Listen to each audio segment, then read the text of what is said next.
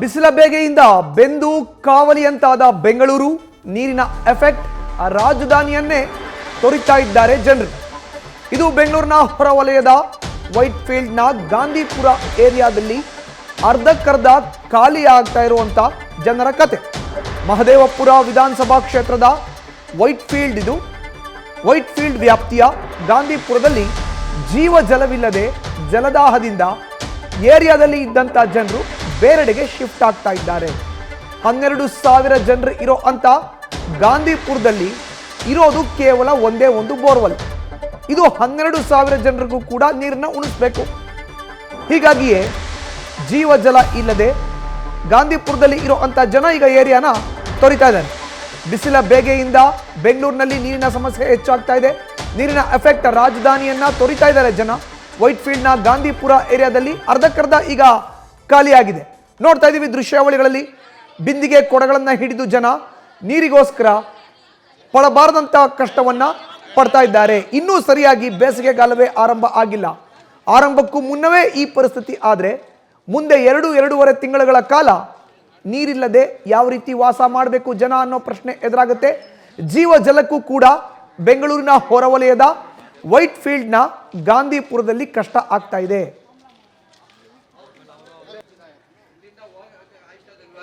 ಇನ್ನು ವೈಟ್ ಫೀಲ್ಡ್ನ ಗಾಂಧಿಪುರದ ಏರಿಯಾದ ಬಗ್ಗೆ, ಅಲ್ಲಿ ಇರೋ ಅಂತ ವಾಸ್ತವತೆಯ ಬಗ್ಗೆ ನಮ್ಮ ಪ್ರತಿನಿಧಿ ಸತ್ತರ್ ಪ್ರತ್ಯಕ್ಷ ಸಾಕ್ಷಿಯನ್ನು ನೀಡಿದ್ದಾರೆ.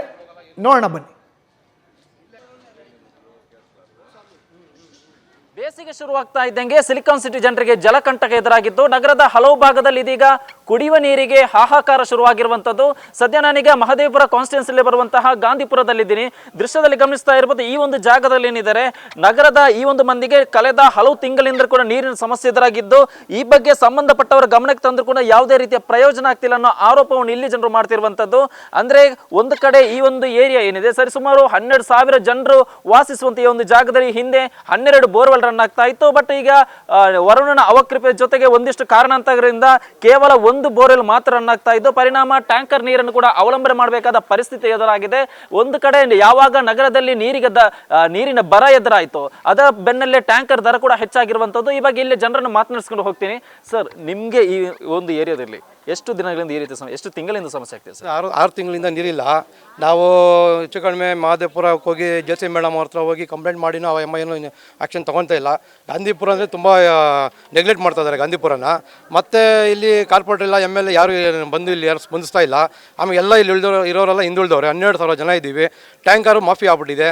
ಇವತ್ತು ಹೇಳಿದ್ರೆ ಅವರು ನಾಳೆ ತೊಗೊಂಡು ಕೊಡ್ತಾರೆ. ಅದು 1,400-1,500 ರೂಪಾಯಿ ತೊಗೊಂತಾರೆ. ಈ ಒಂದು ಏರಿಯಾದಲ್ಲಿ ನೀರಿನ ಸಮಸ್ಯೆ ತಲೆದೋರಿತ್ತು. ಈ ಒಂದು ಸಂದರ್ಭದಲ್ಲಿ ಒಂದಿಷ್ಟು ಜನರು ಬೇರೆ ಕಡೆ ಶಿಫ್ಟ್ ಆಗುವ ಒಂದು ಕೆಲಸ ಆಗ್ತಾ ಇದೆ. ಅಂದ್ರೆ ಮನೆ ಖಾಲಿ ಮಾಡಿಕೊಂಡು ನೀರಿಲ್ಲ ಅನ್ನೋ ಕಾರಣಕ್ಕೆ ಬೇರೆ ಕಡೆ ಹೋಗ್ತಾ ಇದ್ದಾರೆ.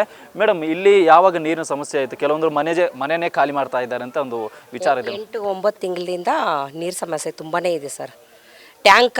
ಒಂದು ಟ್ಯಾಂಕರು 7 ಕ್ರಾಸ್ ಗಂಟ ಇದೆ. ಅದು ಒಂದೇ ಯೂಸ್ ಮಾಡ್ತಾ ಇದ್ದಾರೆ.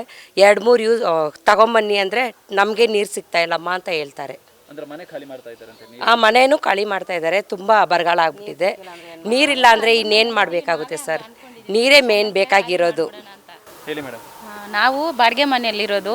ನಮಗೆ ನೀರು ತೊಂದರೆ ಅಂತ ಖಾಲಿ ಮಾಡ್ಕೊಂಡು ಹೋಗ್ಬಿಡೋಣ ಅಂತ ಅಂದ್ಕೊಂಡಿದ್ದೀವಿ. ಈ ಥರ ತುಂಬ ಸಮಸ್ಯೆ ಇದೆ ನೀರಿಗೆ. ಇಲ್ಲೇ ಜನರು ಹೇಳ್ತಿರುವಂಥ ಮಾತು, ತಮ್ಮ ಸಮಸ್ಯೆ ಬಗ್ಗೆ ಸಂಬಂಧಪಟ್ಟ ಜನಪ್ರತಿನಿಧಿ ಆಗಿರ್ಬೋದು, AWE ಆಗಿರ್ಬೋದು, ಎಲ್ಲರೂ ಗಮನಕ್ಕೆ ಕೂಡ ಬಂದಿದೆ. ಬಟ್ ಇದುವರೆಗೂ ಕೂಡ ಅದಕ್ಕೆ ಪರಿಹಾರ ಸಿಗುವ ನಿಟ್ಟಿನಲ್ಲಿ ಯಾವುದೇ ರೀತಿ ಕೆಲಸ ಆಗಿಲ್ಲ ಅನ್ನೋ ಆರೋಪವನ್ನು ಇಲ್ಲಿ ಸ್ಥಳೀಯರು ಮಾಡ್ತಿರುವಂಥದ್ದು. ಕ್ಯಾಮರಾ ಪರ್ಸನ್ ಶ್ಯಾಮ್ ಜೊತೆ ಸತ್ತ, news first Bengaluru. News first ನಿರ್ಭೀತಿಯಿಂದ ನಿಮ್ಮ ಪರವಾಗಿ.